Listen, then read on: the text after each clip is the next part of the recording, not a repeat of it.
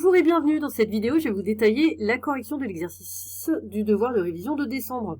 On a donc une suite UN qui est définie par une relation de récurrence. On a u0 égale 8 et un plus 1 égale 1 demi, 2 un plus 3 demi.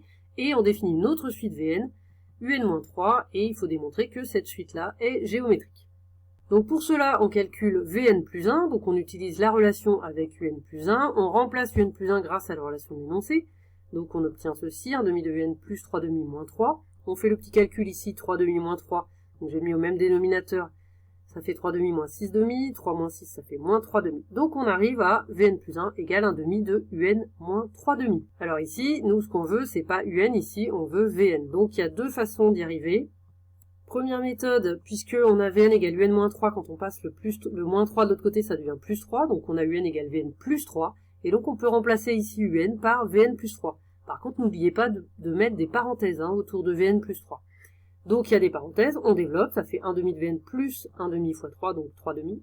3 demi moins 3 demi, et ça s'élimine, on obtient 1 demi de Vn.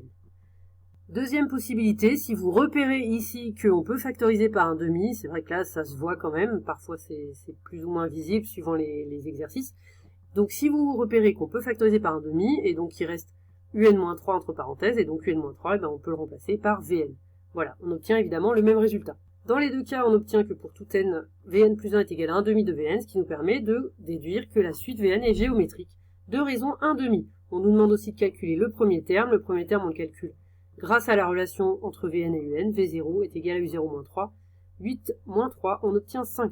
Deuxièmement, déduire l'expression de Vn en fonction de n, puis l'expression de Un. Alors Vn, maintenant qu'on sait que c'est une suite géométrique de raison 1 demi de premier terme 5, eh bien on peut utiliser la formule générale, l'expression d'une suite géométrique en fonction de n. Donc Vn c'est égal à V0 fois Q puissance n, V0 donc on a trouvé 5, Q on a trouvé 1 demi, n'oubliez pas les parenthèses autour. Et donc l'expression de Vn la voici. Ensuite pour passer à Un, eh bien on utilise ce qu'on avait utilisé dans la méthode 1, puisque Vn égale Un moins 3, en passant le moins 3 de l'autre côté, ça fait Un égale Vn plus 3. Et donc, eh bien, on réécrit ce qu'on avait trouvé pour Vn, 5 fois 1 demi puissance n, plus 3. Et dernière question, maintenant qu'on connaît l'expression de Un, on peut trouver sa limite, et montrer qu'elle converge vers une limite finie. Donc ici, on a 1 demi puissance n, 1 demi, c'est compris entre moins 1 et 1. En écrivant ça, je montre que je sais mon cours, je justifie correctement la limite.